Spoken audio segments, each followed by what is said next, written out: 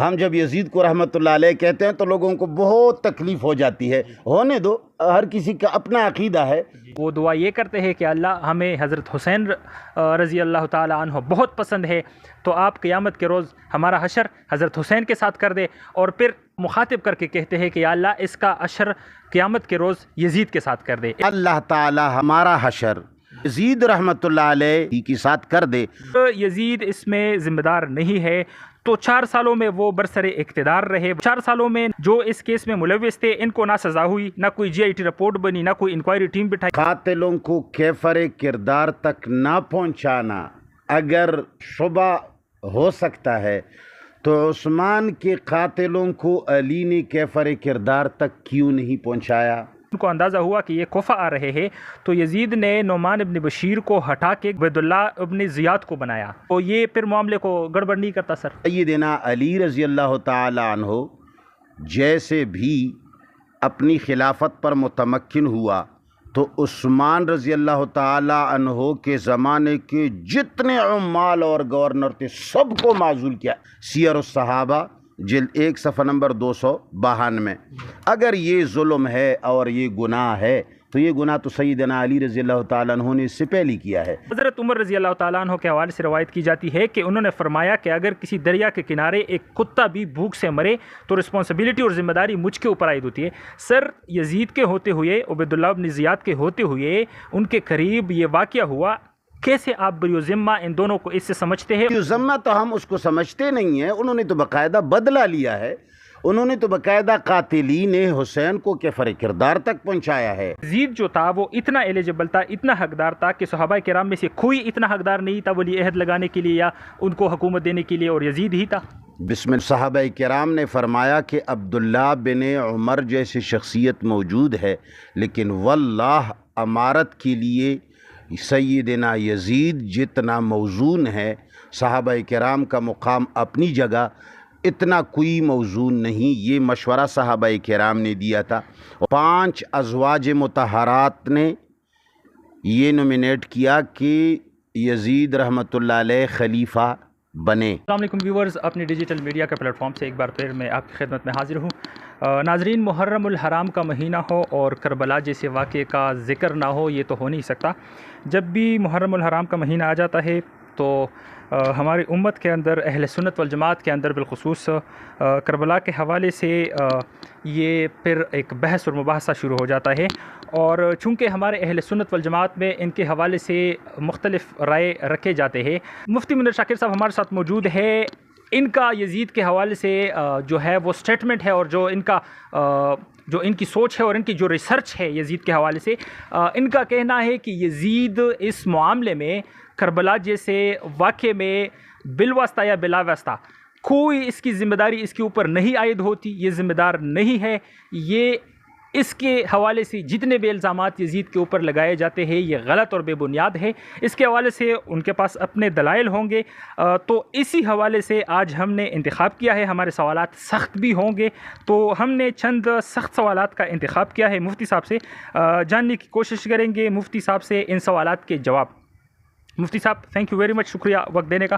مفتی صاحب، سب سے پہلا سوال ہمارا آپ سے یہ ہے کہ چونکہ آپ کا موقف بہت کلیئر ہے کہ یزید بالکل اس معاملے میں اس کی کوئی عمل دخل نہیں ہے، ذمہ دار نہیں ہے، گنہگار نہیں ہے۔ سر 61 ہجری میں 61 ہجری میں سر یہ واقعہ ہوا، اور پھر 62 63 اور 64 یہ 4 سال تقریباً بنتے ہیں۔ سر 4 سال بعد یزید کا انتقال ہوا، ٹھیک ہے، تو اگر یزید اس میں ذمہ دار نہیں ہے تو 4 سالوں میں وہ برسر اقتدار رہے، تو 4 سالوں میں جو اس کیس میں ملوث تھے ان کو نہ سزا ہوئی، نہ کوئی جی آئی ٹی رپورٹ بنی، نہ کوئی انکوائری ٹیم بٹھائی، تو سر یہاں یزید کی جو نیت ہے اس کے حوالے سے آپ کیا کہنا چاہیں گے؟ بسم اللہ الرحمن الرحیم۔ اگر ہم 1400 سال کی باتوں کو صاف کرنے کی کوشش کریں گے تو ہم بوڑھے ہو جائیں گے اور آپ سنتے سنتے تک جائیں گے، لیکن اگر میں آپ کے سوال پر سوال کروں، ہمارے اہل سنت والجماعت کا متفق علیہ عقیدہ ہے کہ عثمان رضی اللہ تعالی عنہ کا مقام حسین سے بہت اونچا ہے۔ تو جب بدلہ न लेना, कातिलों को कैफर किरदार तक ना पहुंचाना, अगर शुबा हो सकता है तो उस्मान के कातिलों को अली ने कैफर किरदार तक क्यों नहीं पहुंचाया? और उस्मान के कातिल तो मालूम थे, अली ने उन कातिलों को अपने लश्कर में बतौर सरबराह के लिया।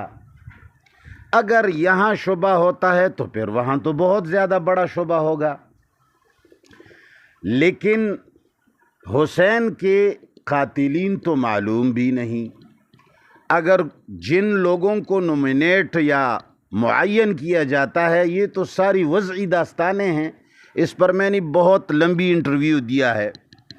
आपको एक बात याद रखना चाहिए कि जब मुस्लिम बिन अकील को हुसैन ने भेजा कि आप देखें कूफी के अंदर लोग हमें बुलाते तो हैं, लेकिन जाके ऑन ग्राउंड देखें कि क्या हो रहा है। वहाँ जब मुस्लिम बिन अकील तशरीफ़ ले गए, लोगों ने उनकी बैत की, लेकिन बाद में जब मुनाफिकीन कूफा, जिसको हम शिया कहते हैं, शिया चाहे उनको बनु उमैया कहें, उनकी बनु उमैया के साथ दुश्मनी है। हमारे तारीख़ और हक़ाइक़ से हमें यही मालूम होता है कि कूफा के अंदर किसी को रहना हो और उस पर शियत का इल्ज़ाम हो तो उसके लिए दलील की ज़रूरत नहीं होती। शियों ने वहाँ हुसैन के भाई मुस्लिम बिन अकील के साथ जो कुछ किया वो तो सारी दुनिया को मालूम है। लेकिन वहाँ से जब मुस्लिम बिन अकील शहीद हो रहे थे तो उन्होंने एक कासिद को कहा कि बराए करम हुसैन को इत्तला दें कि वो यहाँ न आए, और शियों पर जिस तरह की उसके बाप ने एतमाद किया था और वो एतमाद खाक में मिल गया, आपके भाई हसन ने एतमाद किया था, उनके खीमे को आग लगा दी गई, इसी तरह मैंने एतमाद किया तो मेरा ये हशर हुआ। लिहाजा उनसे कहें कि ये तशरीफ़ न लाएं। और ये बात हुसैन को सालबा के मुकाम तक ये कासिद इब्न ज़ियाद के कासिद थे, ये इत्तला भी इब्न ज़ियाद ने दी थी कि ख़बरदार हालात यहाँ इतने ख़राब हैं, आप तशरीफ़ न लाएं। ये इत्तला इब्न ज़ियाद ने भेजी थी, कासिद भी इब्न ज़ियाद का था। जैसे उसने इत्तला सुन ली तो सालबा के मुकाम से इसने रुख मोड़ लिया दिमिश्क की तरफ। तो पीछे से जब हुर को पता चला, हुर बिन यजीद रियाही एक कमांडर है शियों की, उन्होंने अपने साथ लश्कर, तकरीबन किसी ने लिखा है कि 200 का लश्कर साथ लेकर के हुसैन के पीछे लग गए, और हुसैन के साथ मदीना मुनव्वरा से 50 कूफी साथ आए थे जो इनको लेने के लिए गए थे कि हम आपको कूफा ले जाते हैं और यजीद के मुकाबले में आपको अमीरुल मोमिनीन बनाते हैं। अब्दुल्ला बिन अब्बास ने उनको कहा कि मत जाएं, सारी उम्मत जो है यजीद पर मुत्तफ़िक़ हो चुकी है और मुत्तफ़क़ुन अलैह अमीर पर निकलना अच्छा नहीं होता। सब रोए। ये दूसरी इंटरव्यू में इसके हक़ाइक़ मैंने सारे बयान किए हैं, वो बयान नहीं करूँगा। वहाँ से 50 साथ थे, 200 हुर बिन यजीद साथ ले आया। इन्होंने रास्ता तब्दील किया मुस्लिम बिन अकील का हशर देखकर। जैसे करबला के मकाम तक पहुँच गए तो हुर बिन यजीद के 200 आदमी भी पहुँच गए, 50 तो साथ ही थे। और वहाँ से यजीद को जब पता चला, हम जब यजीद को रहमतुल्लाह अलैह कहते हैं तो लोगों को बहुत तकलीफ़ हो जाती है, होने दो, हर किसी का अपना अकीदा है, कुरान और सुन्नत को तो कोई मानता नहीं। यजीद रहमतुल्लाह अलैह ने वहाँ से एक अमीरुल अस्कर उमर इब्न साद रज़ी अल्लाह ताला अन्हो को 400 का लश्कर देकर भेजा कि हुसैन को बाइज़्ज़त और बाहिफाजत मुझ तक पहुँचाएँ, कोई रास्ते में उसको गज़न ना लगे। शियों ने ख़तरनाक खेल खेला है, मुस्लिम बिन अकील को शहीद किया है, कहीं हुसैन को शहीद ना करे। तो 400 का लश्कर उमर बिन साद रज़ी अल्लाह ताला अन्हो साथ ले आए और پہنچ گئے یہاں، اور یہاں سے 50 شیعہ ساتھ تھے اور 200 حر بن یزید کے ساتھ آئے۔ میٹنگ بیٹھ گئی، حر بن یزید نے کہا کہ آپ نے ہمارے ساتھ کوفہ جانا ہوگا۔ عمر نے کہا کہ آپ نے راستہ تبدیل کر کے کوفے کا راستہ تو آپ نے چھوڑ دیا ہے، آپ یہاں پہنچے ہیں تو آپ کا یہ فیصلہ بڑا خوش آئند ہے کہ آپ ہمارے ساتھ جائیں۔ یہاں ابن زیاد نے بھی یہ رضامندی اختیار کی کہ آپ جب دمشق جاتے ہیں تو میں اسی پر راضی ہوں، ہمارے علاقے میں آئیں گے تو میں حفاظت نہیں کر سکوں گا۔ اچھا، تو انہوں نے کہا شیعوں نے کہ بھئی پھر تو ہمارے خطوط دے دو، جو ہم نے خطوط آپ کو لکھے ہیں کہ آپ آ جائیں یزید کے خلاف، یہ خطوط اگر آپ وہاں دیں گے یہ تو ہمارے قتل کے اسباب ہیں۔ حسین نے فرمایا میں یہ خطوط اس لیے نہیں دے سکتا کہ میں بھی تو وہاں اپنا عذر پیش کروں گا کہ میں کیوں وہاں جا رہا تھا، مجھے تو کوفے والوں نے خطوط لکھے تھے، یہ خطوط میرے لیے وہاں عذر کا بیان ہے۔ شیعوں نے کہا کہ یہ خطوط ہمارے قتل کے اسباب ہیں، اس پر لڑائی چھڑ گئی، شیعوں نے وہاں حملہ کیا۔ عمر بن سعد رضی اللہ تعالیٰ عنہ کے جو 400 ساتھی تھے وہ دور انہوں نے پڑاؤ ڈالا تھا کہ حسین کے ساتھ میاں بیویاں بچے ہیں، لہٰذا ہم ان سے دور رہیں، یہ ان کے گھر کا معاملہ ہے، ان کے گھروں کا مسئلہ ہے۔ تو انہوں نے خیموں پر حملہ کیا شیعوں نے، اور حسین رضی اللہ تعالیٰ عنہ کی خیمے کے اندر اور ان کے ساتھ جو لوگ بیٹھے تھے، سارے تاریخوں میں اگر آپ ڈھونڈیں گے تو سارے مقتولین حسین یا 18 ہیں یا 20 ہیں۔ اس کے علاوہ جتنی کچھ لکھا، جو بعض لوگوں نے یہ لکھا ہے کہ ان کی تعداد تقریباً 191 تھی، یہ سارا کا سارا جھوٹ ہے، یہ تو بس بنائی گئی باتیں ہیں۔ خیر، حسین رضی اللہ تعالیٰ عنہ کو جیسے شہید کیا موقع پر، یہ 10 دن لڑائی اور یہ 80,000 فوج یزید کے، یہ بھائی کوئی 50 یا 60 یا 20 آدمیوں کو لیے کوئی 80,000 کا فوج لاتے ہیں، یہ کون سی جھوٹی بات ہے؟ جیسے حسین شہید ہوئے، خطوط تو ان کو ہاتھ میں نہیں آئے، خطوط کہاں رکھے ہیں پتہ نہیں، لہٰذا انہوں نے خیموں کو آگ لگا دی۔ شور پر عمر ابن سعد رضی اللہ تعالیٰ عنہ کا جو 400 کا لشکر ان کی حفاظت کے لیے آیا تھا، انہوں نے ارد گرد ان کا محاصرہ کیا۔ دیگر خیموں والے سارے کے سارے زندہ بچ گئے، حسین کے ساتھ اور خصوصاً جو اس وقت قریب آئے وہ سارے شہید ہو گئے، 18 یا 20 بندے۔ اور عمر بن سعد رضی اللہ تعالیٰ عنہ کے لشکر نے گھیرا ڈال کر کے سارے قاتلین حسین کو کیفر کردار تک پہنچا دیا۔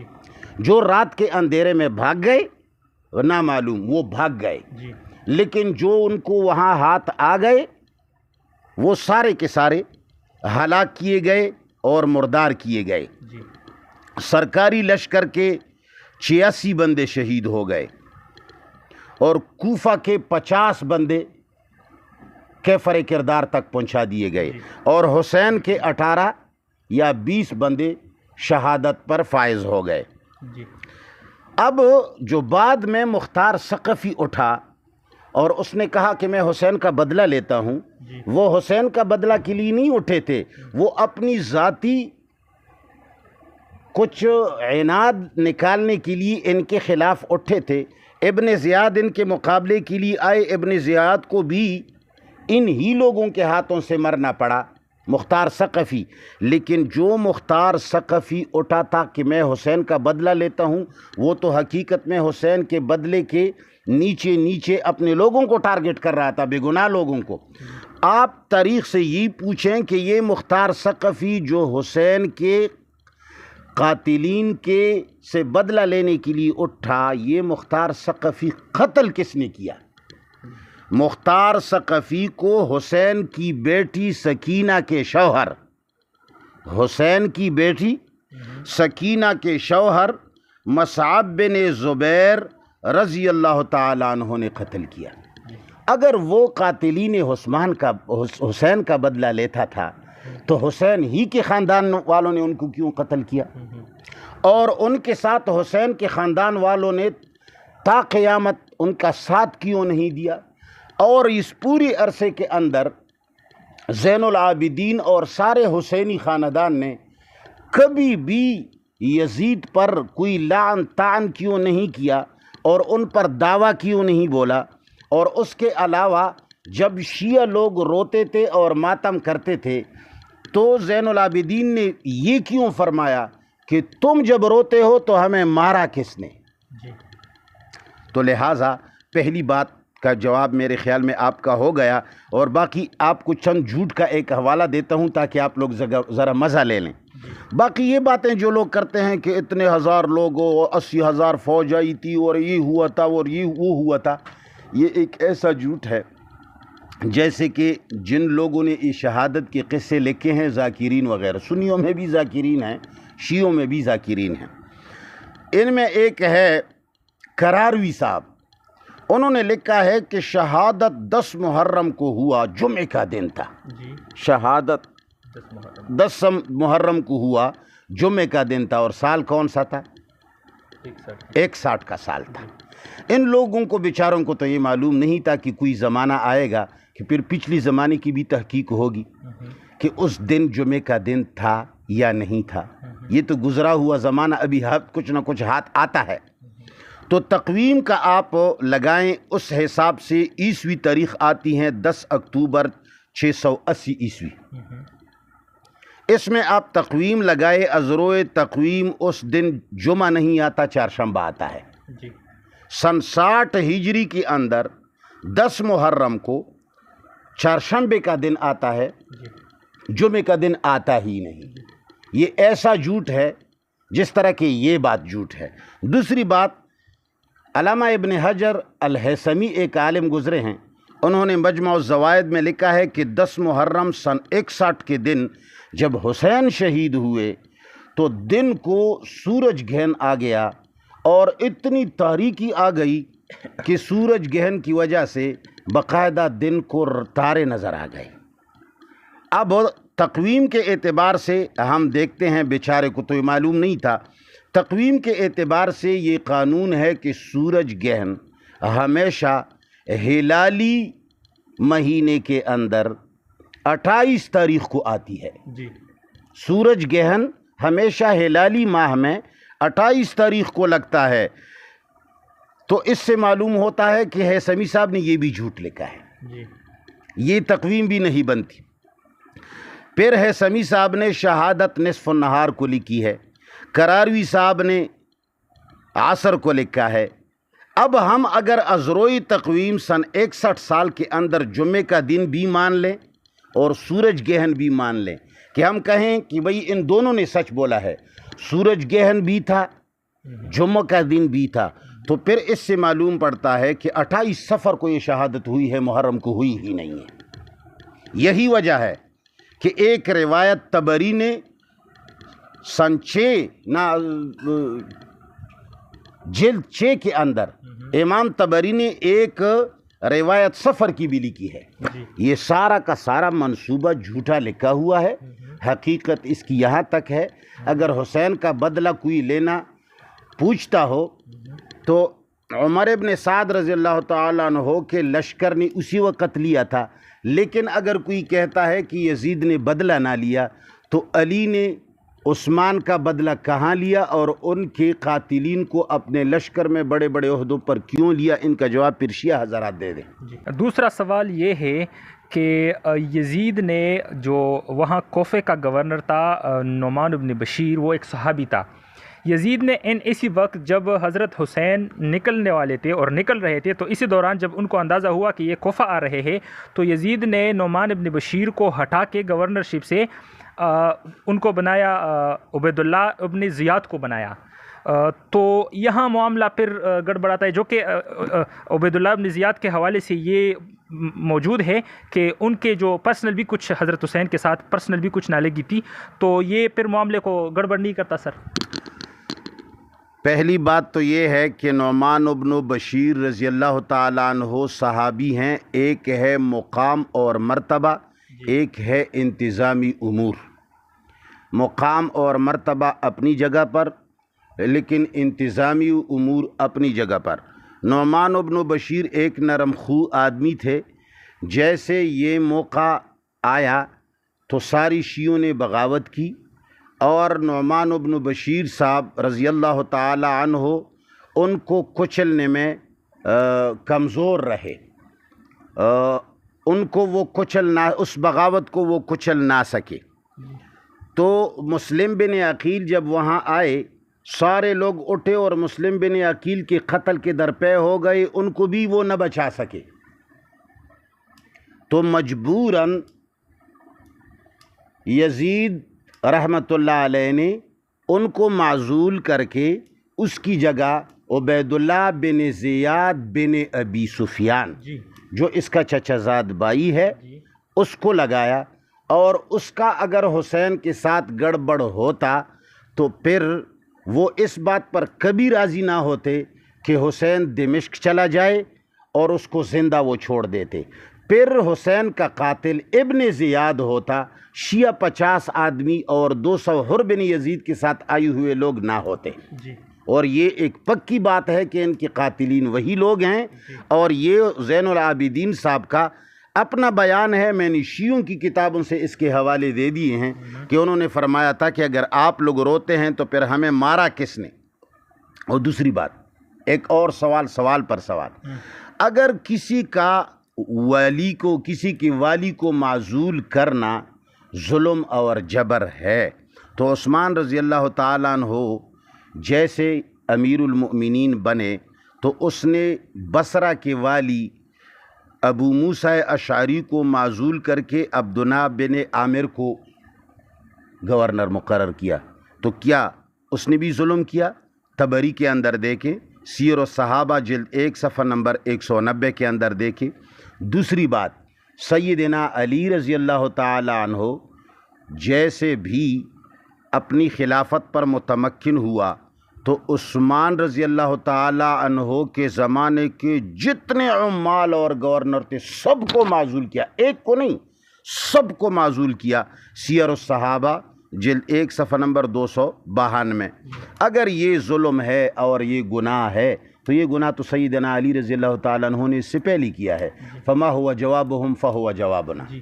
سر آپ کیا سمجھتے ہیں یہاں پہ جو انہوں نے اپوائنٹ کیا جو لگایا عبید اللہ ابن زیاد کو، یہاں تو ایک سوال یہ بھی بنتا ہے کہ یہ ایک موروثی سیاست کی طرف تھی. ٹھیک ہے، موروثی سیاست کو آپ کس نگاہ سے دیکھتے ہیں؟ دوسری بات اسی سوال کے اندر سوال ہے کہ حضرت عمر رضی اللہ تعالیٰ عنہ کے حوالے سے روایت کی جاتی ہے کہ انہوں نے فرمایا کہ اگر کسی دریا کے کنارے ایک کتا بھی بھوک سے مرے تو رسپانسبلٹی اور ذمہ داری مجھ کے اوپر عائد ہوتی ہے. سر یزید کے ہوتے ہوئے عبید اللہ ابن زیاد کے ہوتے ہوئے ان کے قریب یہ واقعہ ہوا، کیسے آپ بری ذمہ ان دونوں کو اس سے سمجھتے ہیں؟ اور یہ جو میں نے آپ کو بتایا کہ موروثی سیاست، یہ دونوں سوال ہے آپس میں، ان کا آپ کس طریقے سے جواب دینا چاہیں گے سر؟ اگر موروثی سیاست حرام اور گناہ ہے تو سیدنا علی رضی اللہ تعالی عنہ کے بعد حسن کی امارت کو آپ کس نظر سے دیکھتے ہیں؟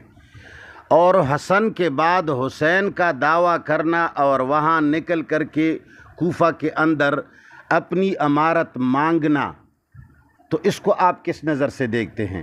تو لہٰذا جو فتویٰ آپ حسن اور حسین پر لگانا چاہیں گے وہی فتویٰ آپ یزید پر بے شک لگائیں کہ اس نے اپنے چچزاد بھائی کو ابن زیاد کو حاکم بنایا. اگر یہاں گناہ نہیں ہے جو علی تو واقعی یزید سے بہت بڑا آدمی ہے، یزید تو علی کے سامنے کچھ بھی نہیں ہے، لیکن جو گناہ یزید نے کیا ہے تو وہ 1 کیلو شمار کریں. علی جیسا آدمی جب یہ گناہ کرے تو اس کو 100 من آپ شمار کریں. حسنات الابرار سیئات المقربین. تو اس کا جواب یہ ہے کہ موروثی سیاست اگر حرام ہے تو یہ سب سے پہلے تو علی رضی اللہ تعالیٰ عنہ نے فرمائی ہے. دوسرا سوال، یزید کو آپ کیسے بری ذمہ سمجھتے ہیں؟ بری ذمہ تو ہم اس کو سمجھتے نہیں ہیں. انہوں نے تو باقاعدہ بدلہ لیا ہے. انہوں نے تو باقاعدہ قاتلین حسین کو کفر کردار تک پہنچایا ہے، ان سب کو قتل کیا ہے، ایک بھی نہیں چھوڑا ہے. وہ بری ذمہ کیسے ہیں؟ اس کے اندر مائنڈ سیٹ جو تھا، جو وہ تھے لوگ تھے، یہ تو جو قاتلین تھے موجود، آپ کے بیان میں بھی موجود ہے کہ یہ جو ایک نیٹ ورک تھا اس نیٹ ورک کے خاتمے کے لیے کچھ کیا پھر بعد میں. نیٹ ورک کا خاتمہ یوں کیا جب ابن زیاد کو وہاں بھیجا تو سب کو کچل دیا اور سب کے اوپر جو ہے نا امارت اسلامیہ منوا لیا۔ یزید جو تھا وہ اتنا ایلیجبل تھا، اتنا حقدار تھا کہ صحابہ کرام میں سے کوئی اتنا حقدار نہیں تھا ولی عہد لگانے کے لیے یا ان کو حکومت دینے کے لیے، اور یزید ہی تھا۔ بسم اللہ الرحمن الرحیم، بڑی اچھی بات ہے۔ میں کہتا ہوں لوگ کتابیں بہت کم پڑھتے ہیں، اگر پڑھتے ہیں تو اپنے جانبداری والی دیوبندی کتابوں کو پڑھتے ہیں، شیعوں کو پڑھتے ہیں۔ اگر دیکھا جائے تو سیدنا امیر معاویہ رضی اللہ تعالی عنہ نے صحابہ کرام کو بٹھایا اور یزید کے بارے میں اور یزید کے علاوہ کے بارے میں پوچھا تو صحابہ کرام نے فرمایا کہ عبداللہ بن عمر جیسی شخصیت موجود ہے، لیکن واللہ امارت کے لیے سیدنا یزید جتنا موزون ہے، صحابہ کرام کا مقام اپنی جگہ اتنا کوئی موزون نہیں۔ یہ مشورہ صحابہ کرام نے دیا تھا۔ اور میں آپ کو یہ بھی بتا دوں، پچھلی انٹرویو کے اندر تو میں نے سارے دلائل واضح کیے ہیں۔ 5 ازواج مطہرات نے یہ نومینیٹ کیا کہ یزید رحمۃ اللہ علیہ خلیفہ بنے۔ 5 ازواج مطہرات، یہ بھی صحابیات ہیں، اور صحیح اہل بیت مسلمانوں اور سنیوں کے نزدیک صرف رسول اللہ صلی اللہ علیہ وسلم کی بیویاں ہیں، یہ سب سے صحیح اہل بیت ہیں۔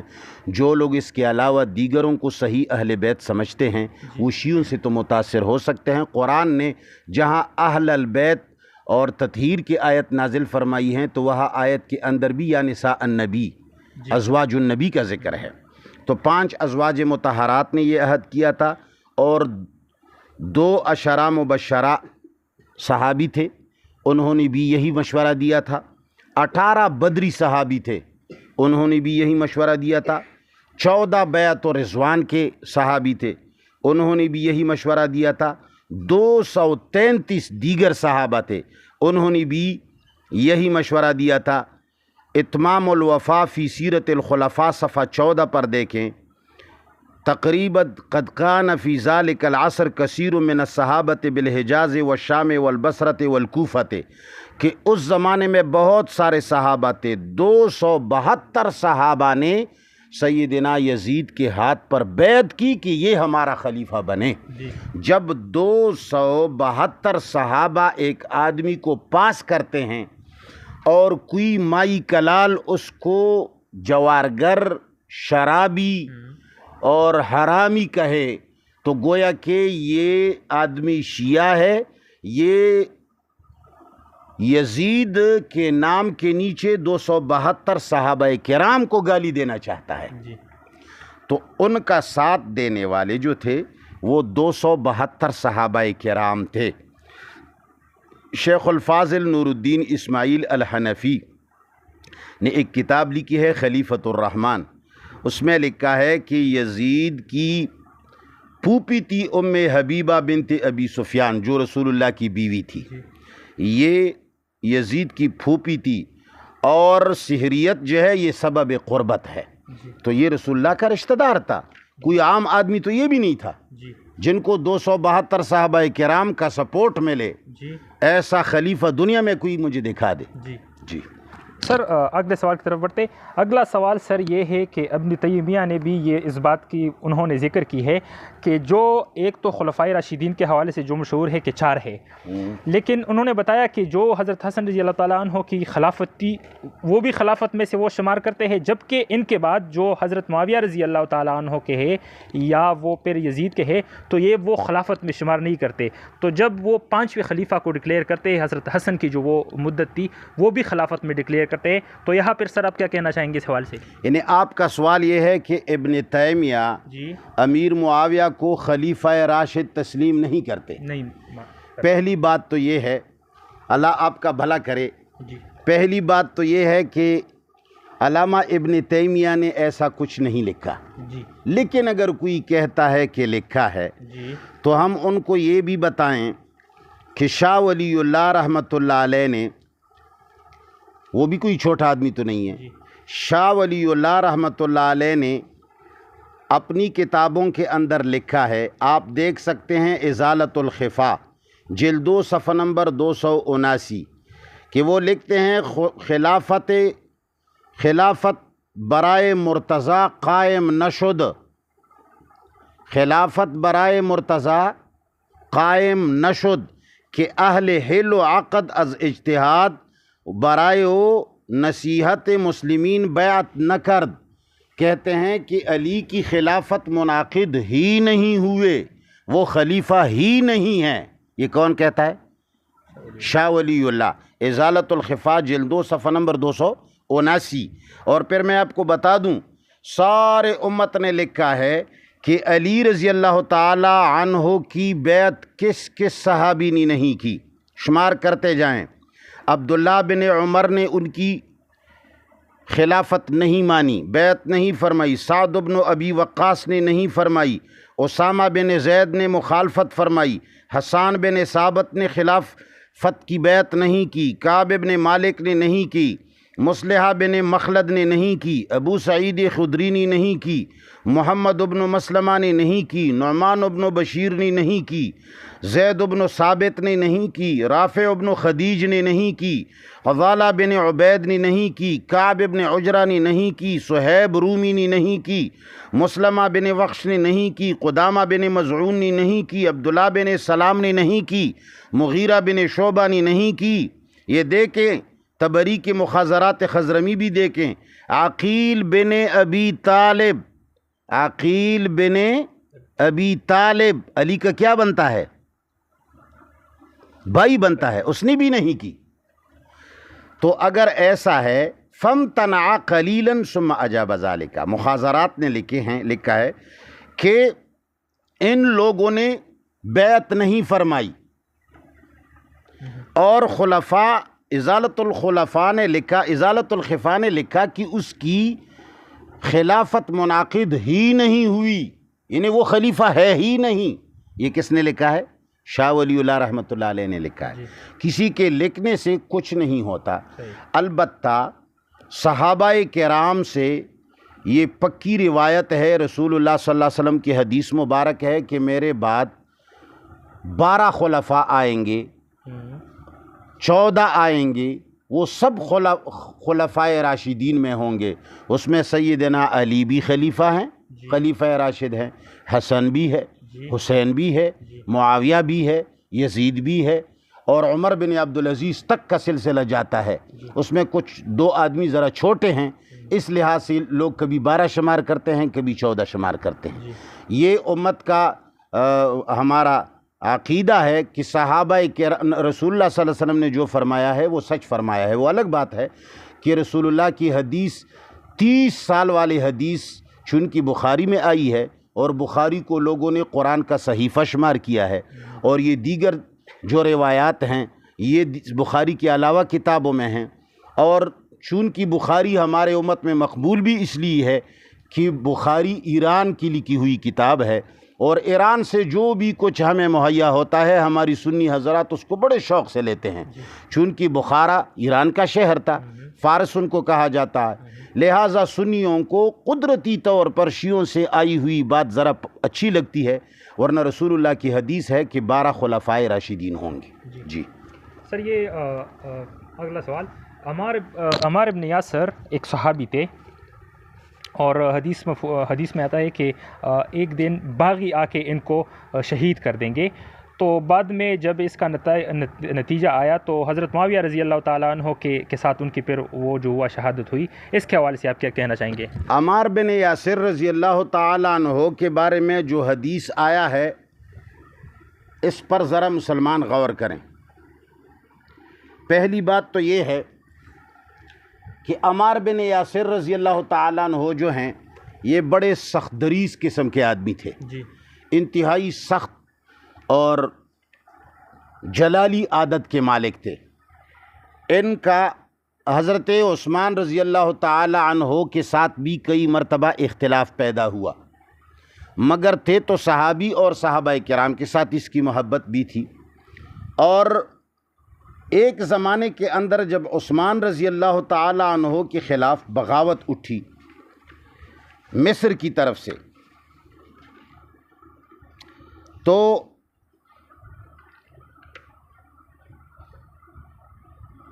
جب بغاوت اٹھی تو اس کو کچلنے کے لیے سیدنا عثمان رضی اللہ تعالیٰ عنہ نے صحابہ کرام کو بلایا اور ان کے ساتھ مشاورت فرمائی، اور اس مشاورت کے اندر عمار بن یاسر رضی اللہ تعالیٰ عنہ بھی بیٹھے ہوئے تشریف فرما تھے۔ فیصلہ یہ ہوا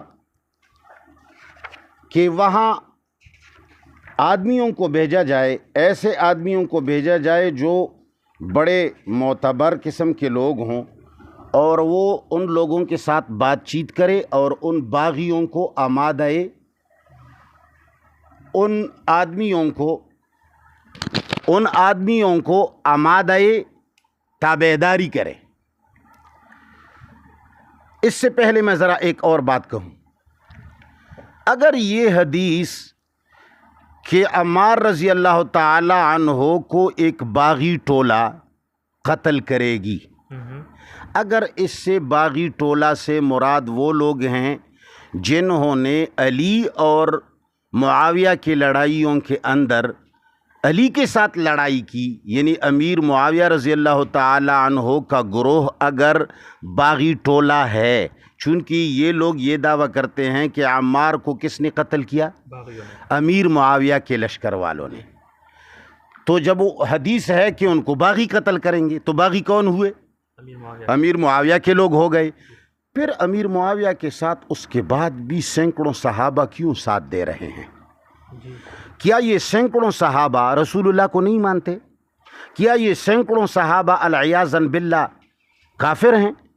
بالکل نہیں۔ اگر یہ حدیث ایسی ہے اور عمار کو امیر معاویہ کی طرف سے قتل ہوا ہے، پھر تو چاہیے یہ تھا کہ اس کے قتل کے بعد سارے صحابہ جمع ہو کر کے علی کے لشکر میں شامل ہوتے، لیکن میں نے آپ کو کتنے نام بتائے جو علی کے ساتھ نہیں تھے۔ یہ ایک نقطہ یاد رکھیں۔ دوسری بات کہ ایسا کیوں نہیں ہوا؟ ایسا اس لیے نہیں ہوا کہ عثمان کے زمانے کے اندر جب مصر میں بغاوت اٹھی اور مشورہ ہوا اور اچھے یعنی روبدار قسم صحابہ کرام کا انتخاب ہوا کہ ان کو بھیجیں تاکہ وہاں کی سرکوبی کریں، تو ایک خاص علاقے کے اندر عمار بن یاسر رضی اللہ تعالیٰ عنہ کو مصر بھیج دیا گیا۔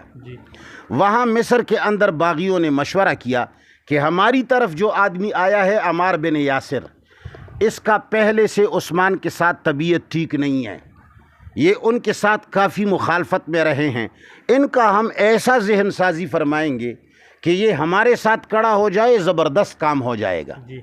تو عثمان رضی اللہ عنہ کی طرف سے جب یہ گئے، وہاں باغیوں نے جس مقام اور مکان میں ان کو ٹھہرایا، وہاں ان کی خوب خاطر مدارات شروع کی اور پالش شروع کیا۔ آپ بڑے اچھے آدمی ہیں، اللہ نے آپ کو حق گوئی عطا کی ہے، یہ فرمایا ہے، آپ ایسے ہیں، آپ ویسے ہیں۔ ان کو خوب کھانا، چائے عزت قدر و احترام سے رکھا اور ان کو آمادہ کرنے لگے کہ یہ عثمان کے خلاف ہمارا ساتھ دے۔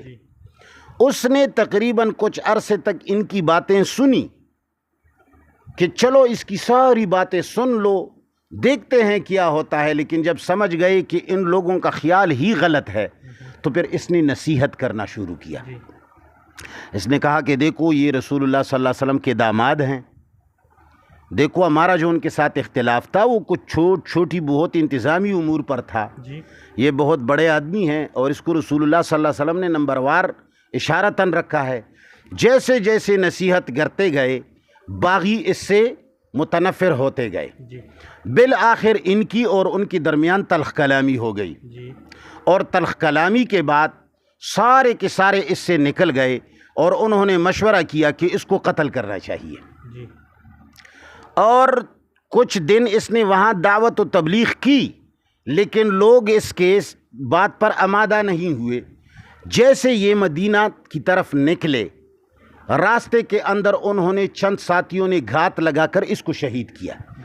تو عمار بن یاسر رضی اللہ تعالی عنہ عثمان کی خلافت کے زمانے میں مصر کے باغیوں نے شہید کیا ہے۔ یہ کتاب ذرا لوگ پڑھ لیں اگر آپ دکھا سکتے ہیں۔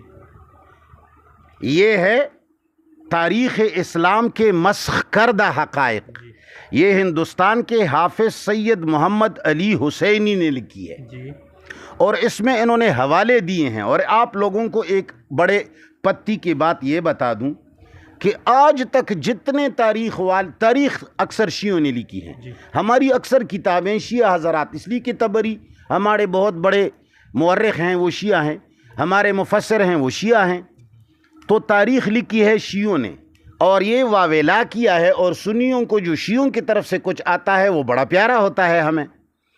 تو یہ واویلا مچایا گیا ہے کہ یہ علی کے ساتھ تھا، معاویہ کی طرف سے شہید ہوا.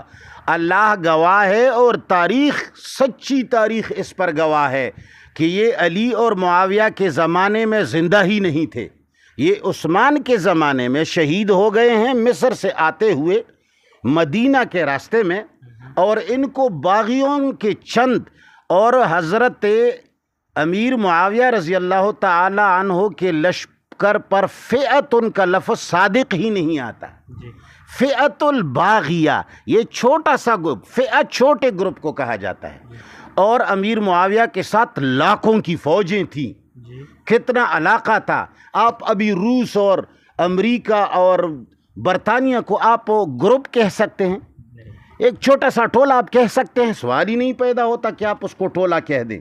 بہرحال یہ ہے وہی جھوٹ جو لوگوں نے کہا ہے. اب ایک اور بات ذرا سمجھنے کی ہے. حدیث کے الفاظ پر غور کریں. حدیث کے الفاظ ہیں تقتلک الفئۃ الباغیۃ، تقتلک یعنی تمہیں باغی فتنہ گروہ قتل کرے گا. علی اور معاویہ کے اندر جنگ ہوئی ہے یا وہ ایک آتا تھا دوسری کو قتل کرتا تھا، دوسرا جاتا تھا تیسری کو قتل تھا؟ جنگ تھی یا قتل تھا؟ جنگ تھی. جنگ کو عربی میں قتال کہا جاتا ہے، قتل کا نہیں آتا، قاتل کا آتا ہے. اگر یہ رسول اللہ صلی اللہ علیہ وسلم کی حدیث مبارک امیر معاویہ رضی اللہ تعالی عنہ کے بارے میں ہوتی تو قاتلو کا کے لفظ سے ہوتی. تقتلو کا آیا ہے. تقتلو کا یہ آتا ہے کہ چند آدمی مل کر ایک آدمی کو قتل کریں. اگر ایک طرف سے بھی تلواریں چل رہی ہوں دوسری طرف سے بھی تلواریں چل رہی ہوں تو اس کو قتال کہا جاتا ہے، قاتل کا کہا جاتا ہے، قتل کا نہیں کہا جاتا. اگر ان لوگوں کو عربی تھوڑی بہت آتی ہو تو ایک بات تو یہ ہے کہ تقتلو کا آیا ہے. دوسرا لفظ ہے الفئہ. الفئہ، فئہ ایک چھوٹے گروپ کو کہا جاتا ہے. امیر معاویہ رضی اللہ تعالیٰ عنہ کے ساتھ ہزاروں اور لاکھوں کی فوج تھی جو سیدنا علی جیسے لوگوں سے لڑتے تھے. تو وہ فئہ نہیں ہے، وہ لشکر ہے.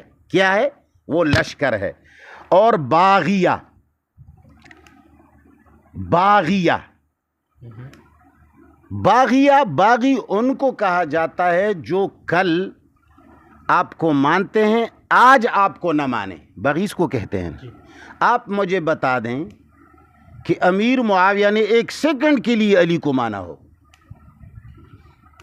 وہ تو جیسے عثمان رضی اللہ تعالیٰ عنہ کو جیسے شہید کیا گیا فوراً شورش بن گیا. علی رضی اللہ تعالیٰ عنہ کو شیعوں نے پکڑ کر کے زبردستی امیر المومنین بنا دیا. صحابہ کرام کی رائے یہ تھی، میں نے یہ دوسری انٹرویو میں یہ ساری باتیں بتائی ہیں، اگر آپ تفصیلی کبھی لینا چاہیں تو آپ کو بھی بتا دوں گا. انہوں سارے صحابہ نے کہا کہ اگر اے علی اگر آپ امیر المومنین بنے تو سارا گن تمہارے سر ڈال دیا جائے گا، خبردار امیر مت بننا. سارے صحابہ کی رائے یہ تھی کہ مت بننا، مگر شیعوں نے زبردستی ان کو پکڑ کر کے، باقاعدہ شیعوں کی کتابوں میں ہیں کہ قتل کی دھمکیاں دے کر کے اس سے بیعت کروائی. اور امیر معاویہ نے ایک منٹ کے لیے بھی علی کی خلافت کو تسلیم تو اس کو باغی کہا ہی نہیں جاتا. اس لیے کہ باغی وہ ہوتا ہے جو کل تک تابع دار ہو آج باغی بن جائے. آپ اس کو سمجھ سکتے ہیں. لہٰذا اس حدیث سے اگر کوئی امیر معاویہ کے لشکر کو لیتا ہے تو وہ بہت بڑا ناسمجھ ہے. تو لہٰذا پکی بات یہ ہے کہ عمار رضی اللہ تعالیٰ عنہ عثمان کے زمانے کے اندر मिस्र के चंद बागियों ने मिस्र से मदीना आकर के रास्ते में शहीद किया था। किसी का बाप भी इसको अली की लड़ाई में शामिल ही नहीं कर सकता। मैंने किताब दिखा दी है और इसमें काफ़ी मवाद पड़ा हुआ है दीगर सही तवारीख़ के अंदर। मेरे ख़्याल में मज़ीद इस पर गुफ्तगू करने की ज़रूरत नहीं होगी। जी सर, आखिरी सवाल है। आखिरी सवाल सर ये है कि फिर आखिर में ऐसा भी एक जुमला सुनाई देगा आपको कि ये कहते हैं कि चलो हम एक दुआ करते हैं, अगर आपको यजीद इतना पसंद है तो वो दुआ ये करते हैं कि अल्लाह हमें हज़रत हुसैन रज़ी अल्लाह ताला अन्हु बहुत पसंद है, तो आप क़यामत के रोज़ हमारा हशर हज़रत हुसैन के साथ कर दे। और फिर मुखालिफ को वो मुखातिब करके कहते हैं कि या अल्लाह इसका अशर क़यामत के रोज़ यजीद के साथ कर दे। इस हवाले से इसका जवाब मैं दे चुका हूँ। जी, यजीद के साथ रसूलुल्लाह की 5 बीवियाँ हैं, 2 अशरा मुबशरा हैं, 18 बदरी सहाबी हैं, 14 बैत रिज़वान के सहाबी हैं, 232 दीगर सहाबी हैं, कुल 272 सहाबी हैं। जी। अब अगर कोई कहता है कि हमारा हशर यजीद के साथ इसलिए अच्छा नहीं है कि ये चुन के गुमराह था, तो ये 272 सहाबा यजीद ही के साथ उठेंगे या नहीं उठेंगे कि उन्होंने इनकी बैत की है। अल्लाह ताला हमारा हशर यजीद रहमतुल्लाह अलैह के साथ जो 272 सहाबा उठते हैं, अल्लाह हमारा हशर इन 272 सहाबा और यजीद ही के साथ कर दे। और जो लोग इसको बुरा भला कहते हैं, 272 सहाबा को यजीद के ज़रिए टारगेट करते हैं, अल्लाह उनका हशर शियों के साथ कर दे। Thank you.